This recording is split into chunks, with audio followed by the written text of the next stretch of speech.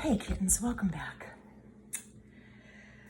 My name is Valencia Borzoni Scott. It's been a while since I've done any videos, so I forget the whole, oh, I have to do this. I don't have to do shit. I get to do whatever I want. Valencia Borzoni Scott, published author, Chasing Shade, Living with Developmental Trauma, and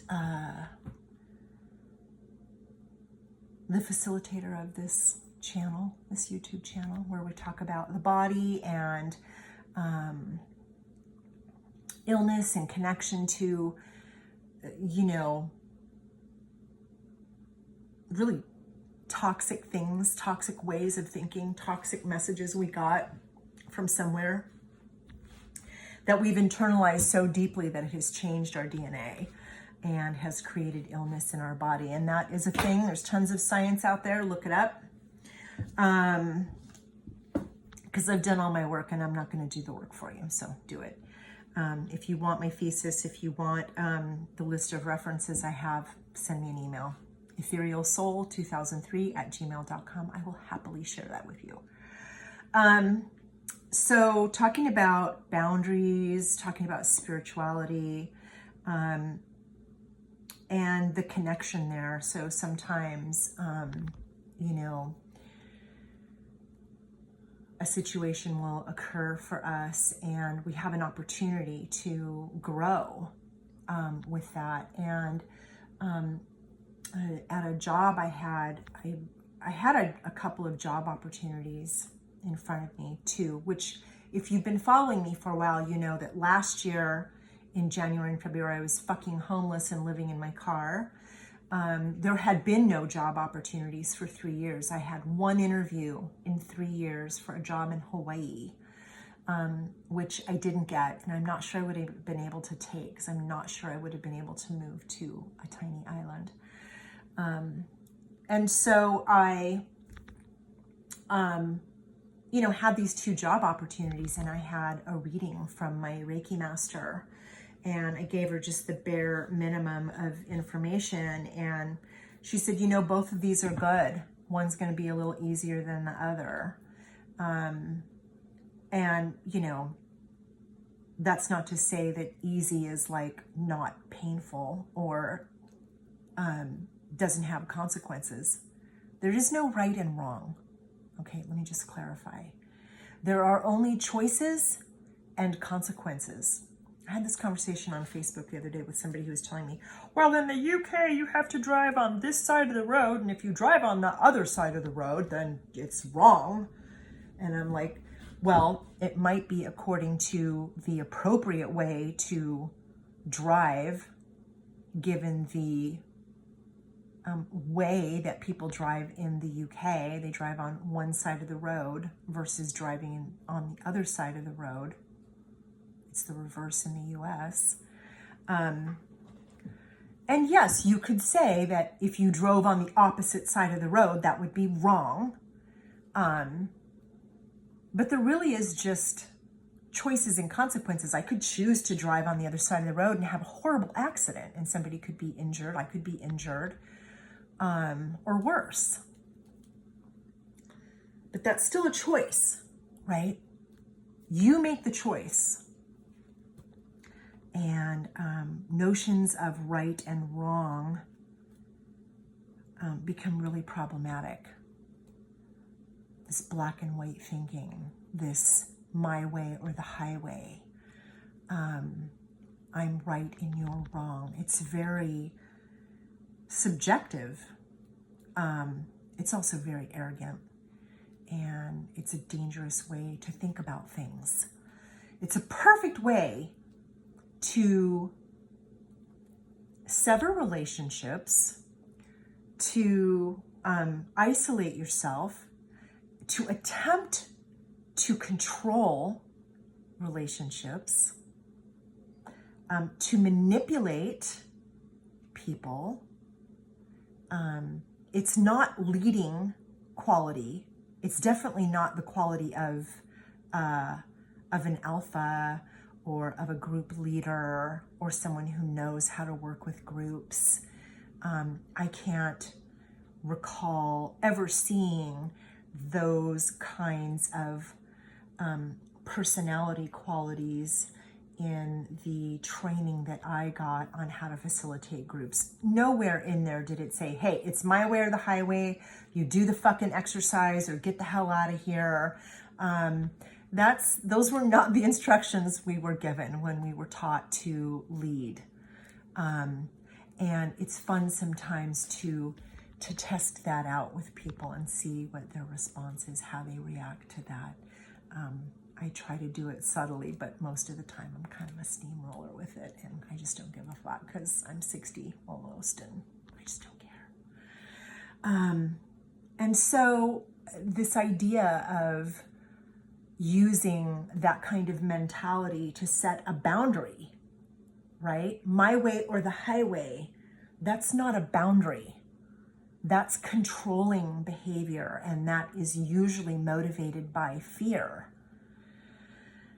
And so it's something to think about. How are we setting boundaries? Are we setting boundaries in joy and in love? Are we considering all of the information when we are setting a boundary?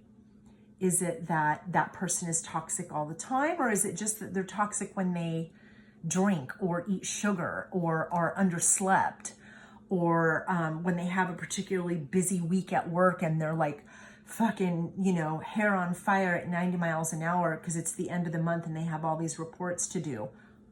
Talk to me on the second when your shit's done and you've come down from the manic situation at your job. When you want to go have tea and be in the calmness of the moment, being in the present moment, then come get me, and let's go have tea and let's go have coffee. So there is that understanding of context and using multiple intelligences to evaluate and set up a boundary. What is the context? And we're not very good at that. We're not taught how to do that. We're not taught critical thinking skills. And when I'm saying critical thinking skills in this context, I'm talking about the positive aspect of critical thinking skills.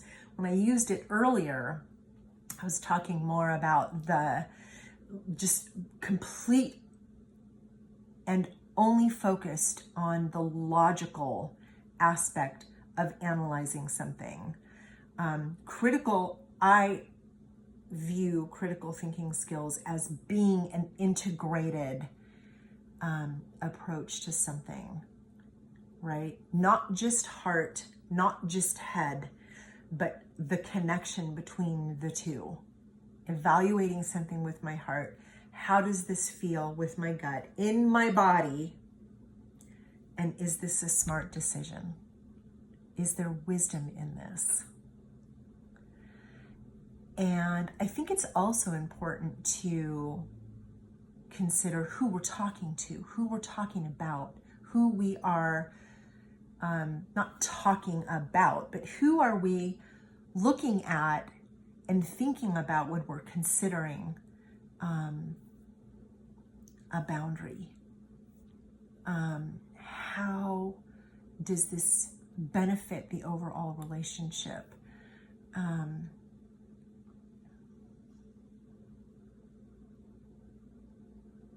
Yeah. Because we can get tripped up, right? My book is about trauma. In my book, I talk about triggers. In my book, I talk about dissociation. I talk about those things because those were part of my experience growing up, and looking back and recognizing, wow, I was getting triggered all the time. I don't hardly remember, I don't think that anybody remembers every day of their life. But there were big things that I kind of missed out on, and there are photographs I've looked at and I'm like, wow, I totally forgot about that. And, the more I've worked with people, the longer I've lived, the more clients I've had, this is a universal theme. And it's mostly centered around traumatic experiences, getting triggered by something that happened that was similar to something that happened that was the original trauma, right? I would like to say that, I don't remember something because I was so overwhelmed with all of the joy that I just couldn't take it all in. I don't think that has happened very often. Maybe once or twice. And so it's important to be in the moment. It's important to be in the moment, to have present moment awareness when we are talking about setting a boundary, because are we setting a boundary with the person in front of us? Or are we trying to set a boundary for some shit that happened 40 years ago or 4 weeks ago with someone else that doesn't have anything to do with the exchange happening right now? That is really, really important to consider. And I've had several experiences in the last probably 2 years, 3 years, that I have come to understand were not about me. They were not about the conversation that was happening in that moment. They were not about the relationship that I had with this person. They were completely about something else that happened for this person in a different plane or a different time. And time, it could be era, past life. I don't know, but it wasn't fucking happening. It didn't have anything to do with what was happening right here. And so I didn't have to take that personally. But I still had the freedom to set a boundary and say, well, I love you and I understand that something is happening for you. And you had an opportunity to work through that right now with me, and you chose not to. So I'm going to fuck off and go over here and take care of myself while you figure your shit out, because it'll happen again. This scenario will come up again for you, and you will have an opportunity to heal it, to see it and heal it for yourself right then. Your aha moment will happen, and that opportunity, it may take 6, 8, 12 more times. It could take 3 more times. It could maybe only take 1 more time before you go, oh, I fucking get it. Jesus Christ. And I did it. No wonder that thing's all fucked up, because I didn't see it. There it was, right in front of me, and I fucked it up. I've done it. I know I've done it a couple of times, at least a couple of times. I mean, for God's sake, I'm almost 60, right? For sure. And I've also seen it unfold on other people's faces. Heard what they've said, heard things come out of my mouth that were not mine. They were ancestral. All the things. It's all the things happening at once. That's why present moment awareness is so key, so important, and so challenging for those of us that have had a lot of trauma. For those of us that have deeply embedded experiences that have undermined a foundation of being grounded, of being in our body and being in present moment awareness. And, that is tough. It takes a lot of work. It takes a lot of fucking work to unwind that shit. I started doing this work in my 20s. That's 40 years. My spiritual work started in my 20s, and that led me into meditation, prayer, and then a little bit of meditation and trusting, a little bit of trusting with women's groups, and then stepping into a wider kind of world view and world experience. and then moving into the body, my body, and working with other people, more meditation, all of that, the whole time, a lot of spiritual teachings, Unity Church, Buddhism, all of that, always looking at it and comparing it, looking at it through the lens of my Catholicism, the archetypes, all of that, dream work, all of those things. That has been that's an abridged version of the path and the journey. And present moment awareness has, been a thread through all of that. Oh yeah.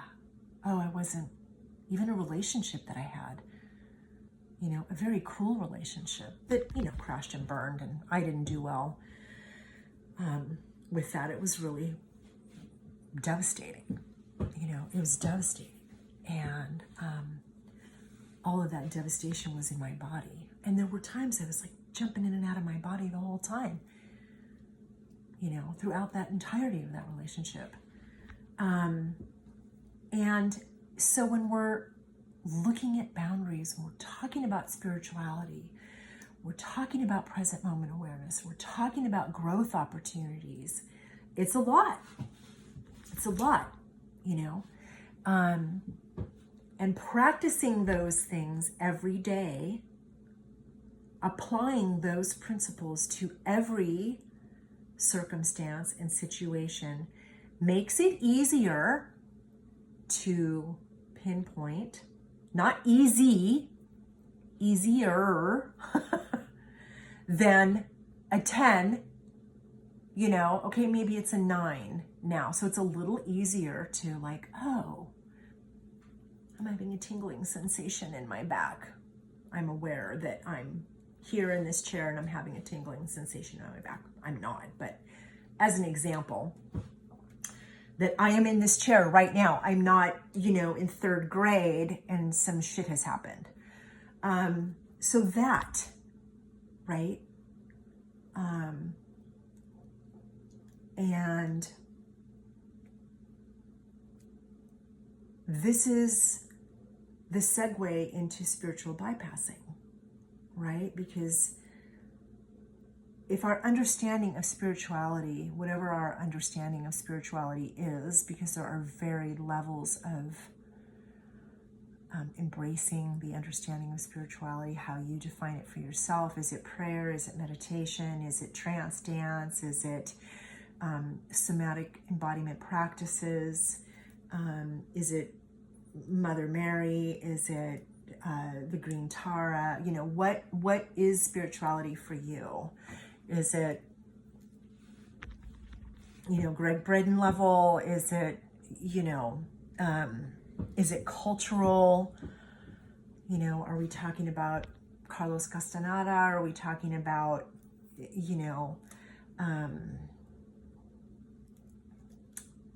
African cultures? Are we talking, like, what is your spiritual practice, right? Who are you? Is it based in your culture? Is it based in your race? Is it based in nature? I'm a nature-based. Is it native? Is it indigenous? Like, what is your understanding of spirituality? That should apply to your whole fucking life, okay? It's not just a convenient thing you whip out of your pocket like you're making a purchase with your debit card.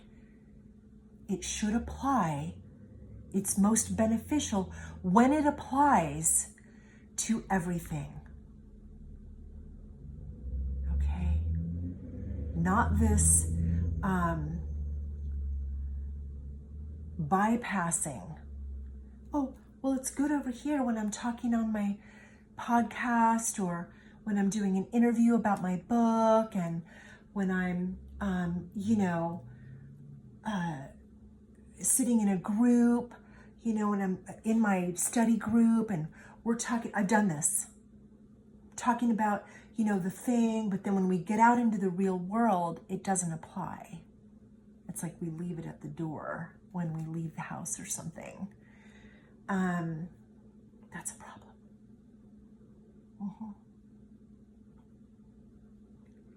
That's a problem.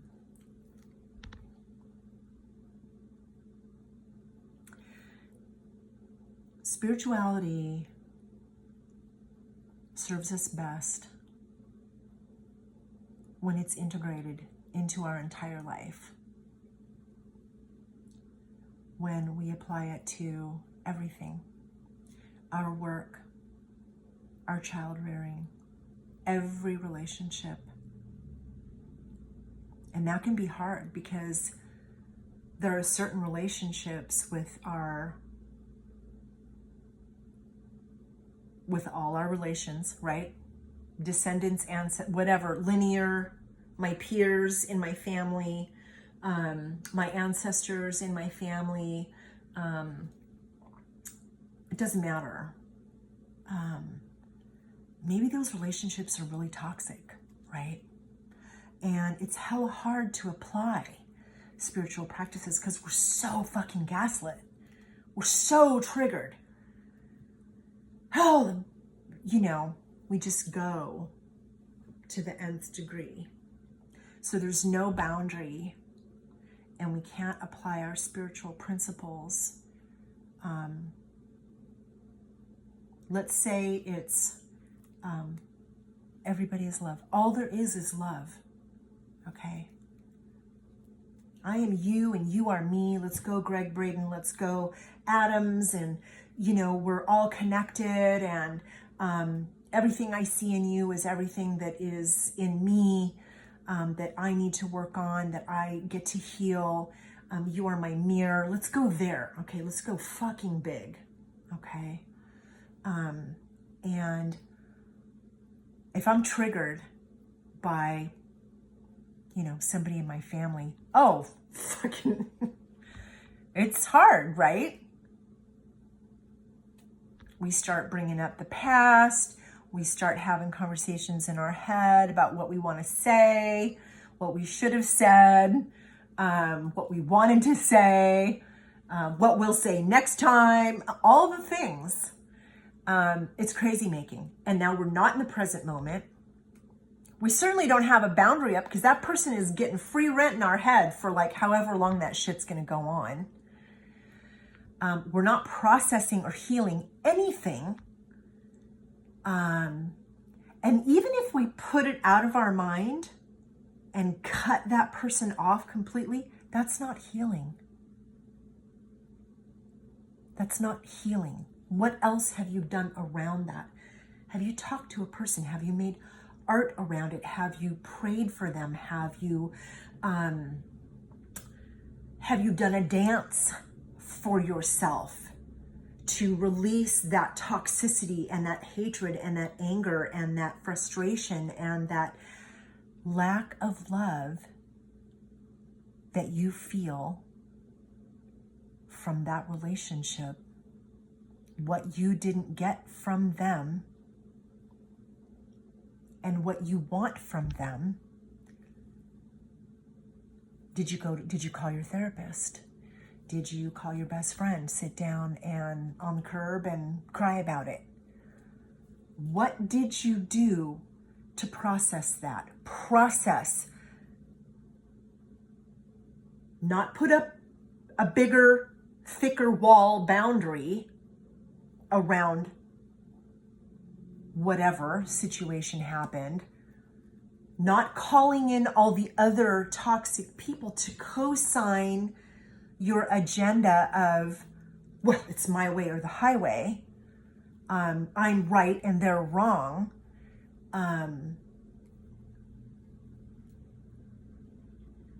Not being able to see that person's perspective or their point of view. I could use people in my family all day long as examples, right? But I won't. The truth of the matter is that those people had their own fucked up journey, right? We all come to the table with our stuff, healed or not, it's still there. It still lives in our body. Maybe it's this big instead of, but we also don't have to let it take front and center in our relationships. We can acknowledge, I know you're there, boo. It's okay. I love you. Just sit down, relax. It's okay. We're okay. I know this person. I know what their stuff is. I know how they function. I know what drives them. We're okay. We're okay. We can just put some stuff out there to call them out on their stuff, and they're either going to recognize it or they're not, but we're safe. I know I'm safe. It's okay. So I got you. And then we can just go from there. And that is spiritual presence. That is living from authenticity. That is being able to bring all of your tools and your wisdom. And maybe that's just crone stage. I don't know. I honestly think that I'm probably a little behind the majority of crone wisdom. I think I have delayed development that has continued. But when we're talking about boundaries, when we're talking about spirituality, when we're talking about living in authenticity, I'm talking about being who you are all the time, 24/7. Even in my early videos, in my introduction, I would say, hey, spiritual warriors, something about that just didn't sit right. And I kept trying it. It still doesn't sit right. So I'm not going to use it. Kittens is a more loving term of endearment. So kittens, thinking about, boundaries and what that means. Can we have a gradient of boundary with our relationships? Can boundaries be in flux? I don't know. Is that healthy? I don't know. I can see you today, but I can't see you tomorrow. Maybe that's what I was talking about earlier when I said, context. You're better in the morning than you are in the afternoon. I don't know. Maybe you're better in the afternoon than you are in the morning. You're not awake. You haven't had enough coffee. Who knows? So the boundary is I see you only after 4 o'clock.